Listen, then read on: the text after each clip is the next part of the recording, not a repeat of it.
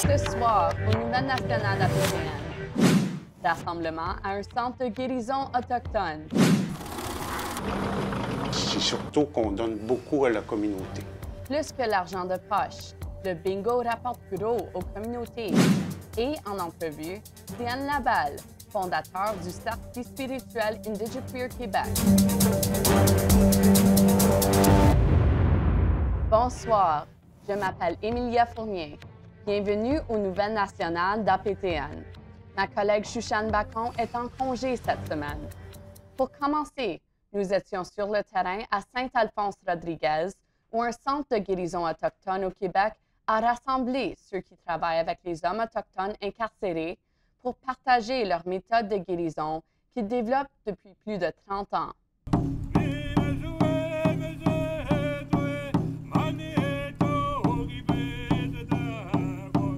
Wetaskiwin, un centre de guérison 100 km au nord de Montréal pour les hommes autochtones.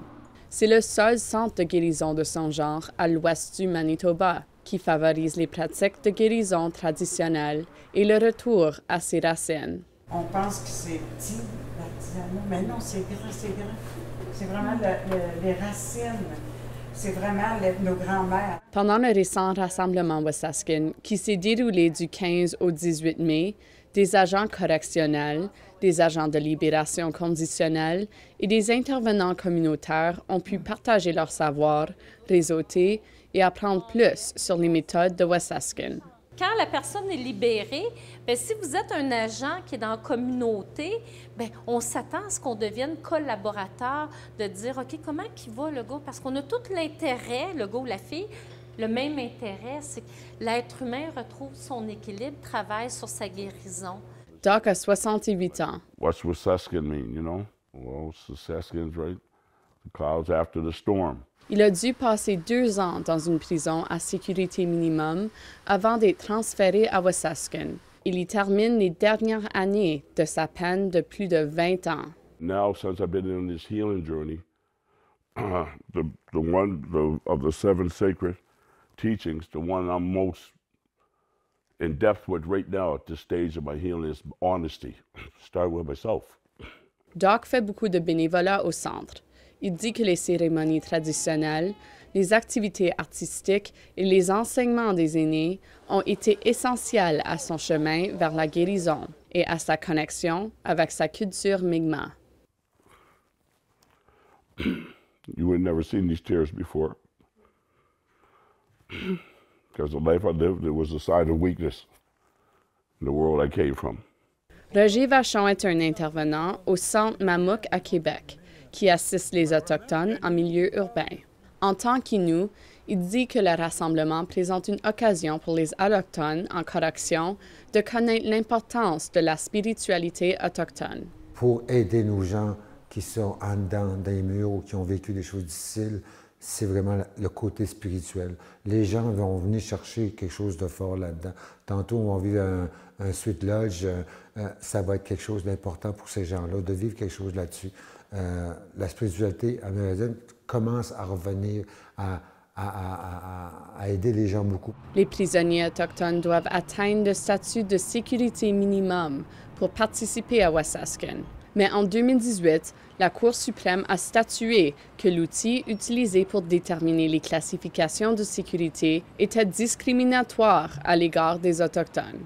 Charlie Commando a travaillé à une prison à sécurité minimum et est maintenant un aidant à Wetaskiwin.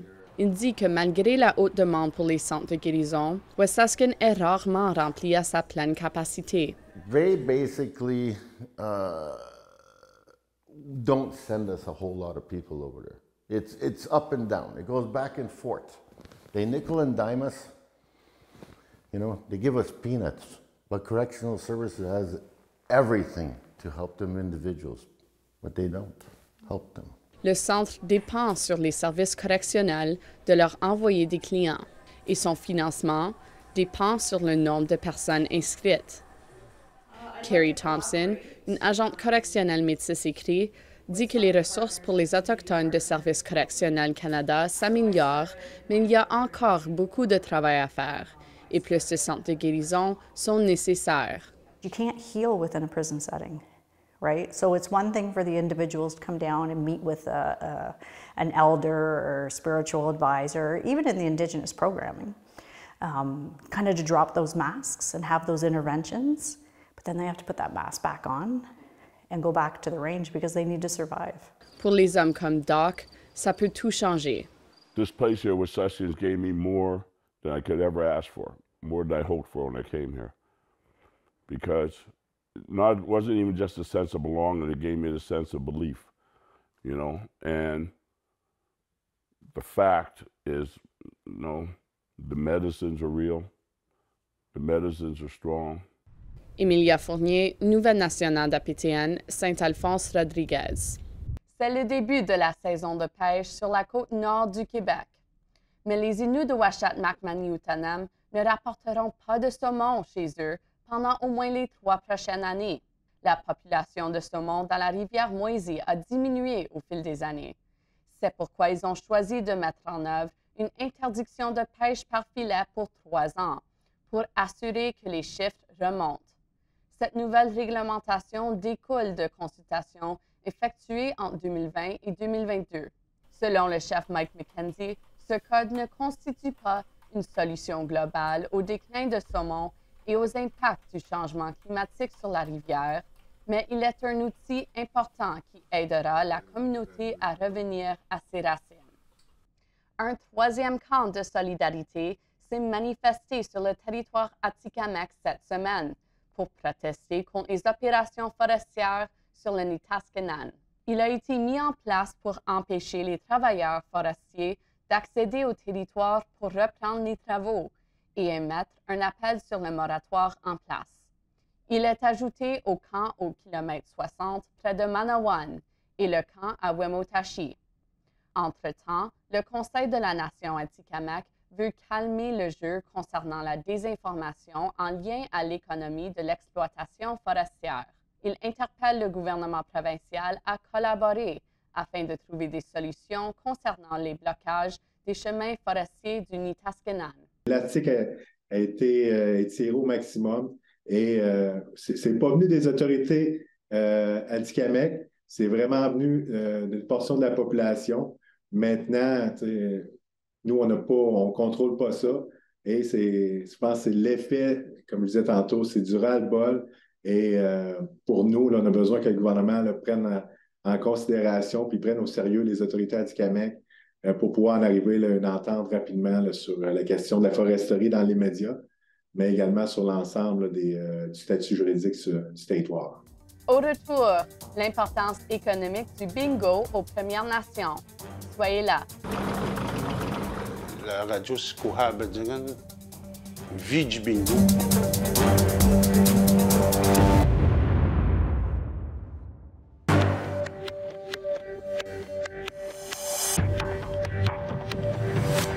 Bienvenue aux Nouvelles nationales d'APTN.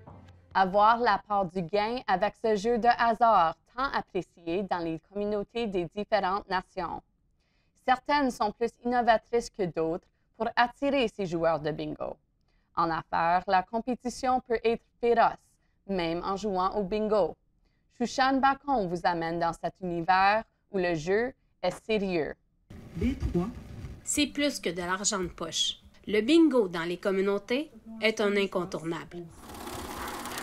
Cette activité économique rapporte gros aux communautés. Certaines des radios communautaires sont indépendantes du politique, alors que d'autres non. C'est surtout qu'on donne beaucoup à la communauté. Au 67. Cette radio communautaire porte le nom de Qushab-Jigan. Elle existe depuis 1984. Mais ce n'est que dans les années 90 que cette radio fait jouer au bingo à sa fidèle clientèle. Reçu? Bon bingo.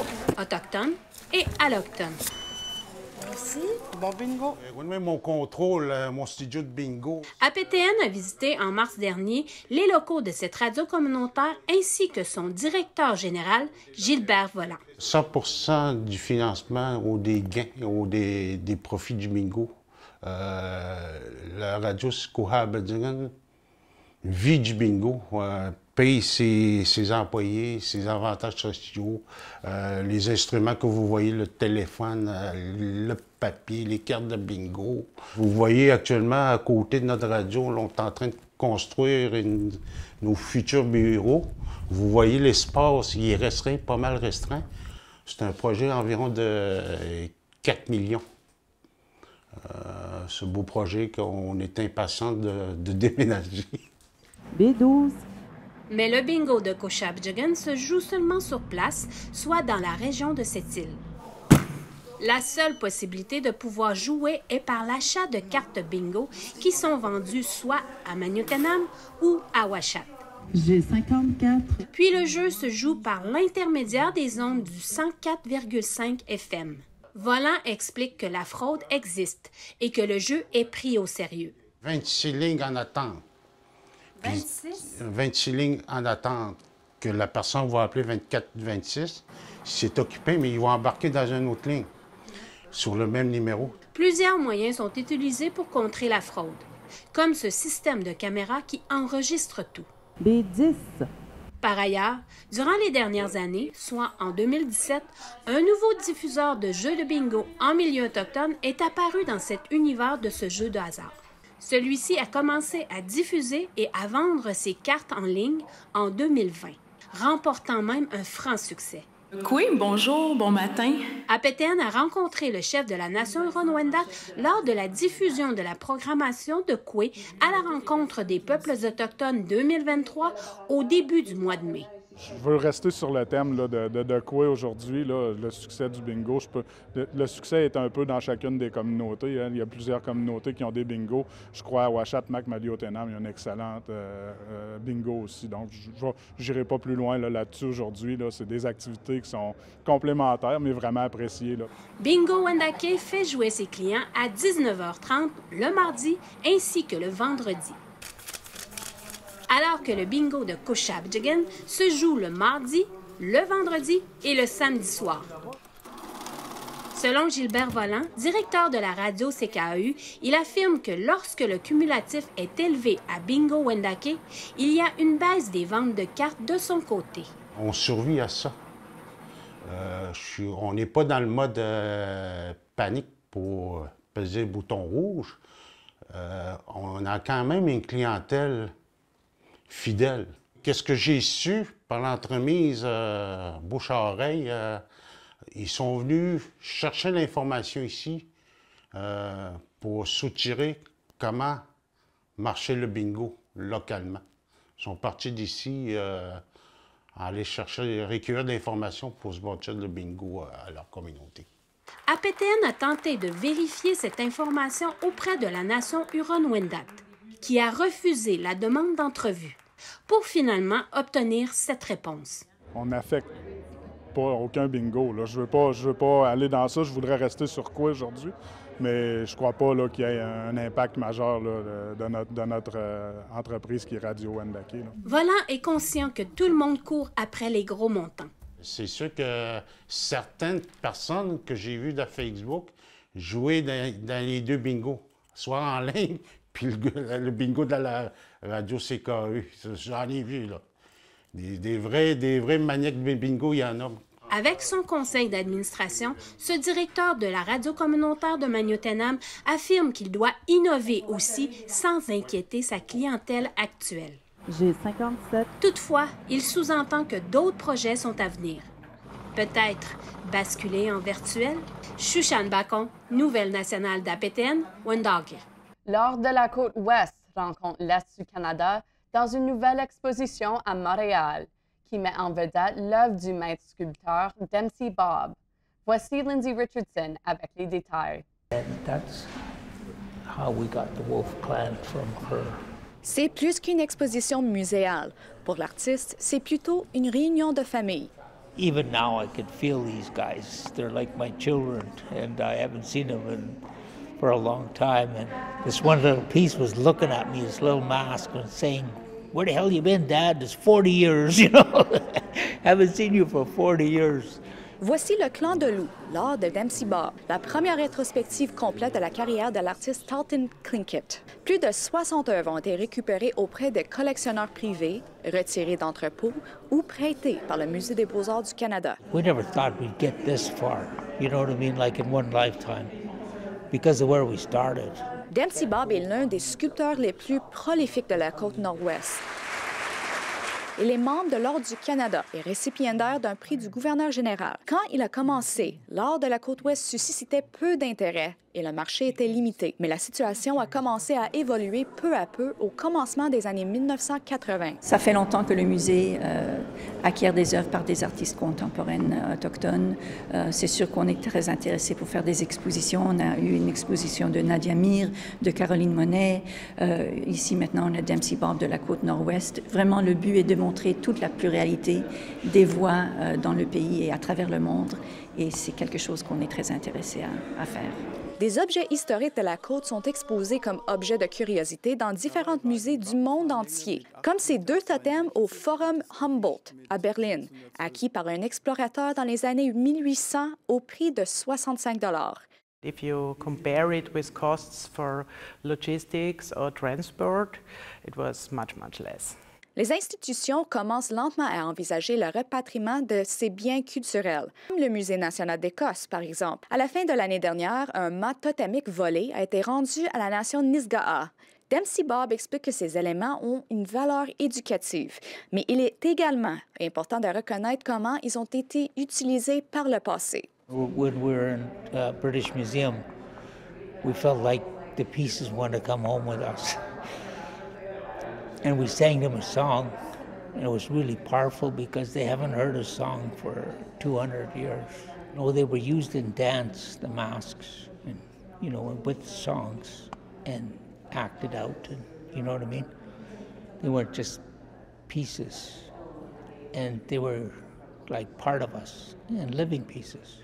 Entre-temps, pour Dempsey Bob, cette exposition est une célébration du chemin parcouru par les artistes autochtones. We didn't know how to make tools. We didn't know what kind of wood. We didn't, you know, but we knew the stories. I was lucky I learned the stories. L'exposition se déroulera au Musée des Beaux-Arts de Montréal jusqu'au 10 septembre.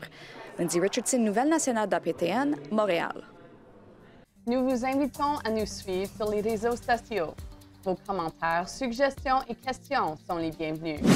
Pour nous joindre par courriel, l'adresse est le info nouvelle au pluriel @aptn.ca. Retrouvez-nous sur Facebook au @nouvelle au pluriel aptn en un mot et sur Twitter @nouvelle au pluriel aptn. Après la pause, Diane Labelle, mentor et militant pour les Autochtones bispirituels. Restez là.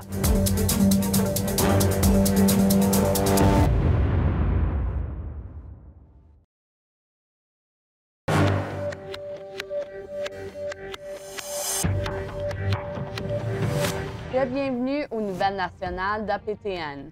J'ai rencontré Diane Labelle au Rassemblement bispirituel à l'Université McGill le 17 mai pour la Journée internationale contre l'homophobie et la transphobie. Labelle a fondé le Two-Spirit Indigiqueer Circle, le premier organisme régional pour les Autochtones 2S LGBTQ au Québec, lancé en janvier. Bienvenue, merci de m'avoir parlé.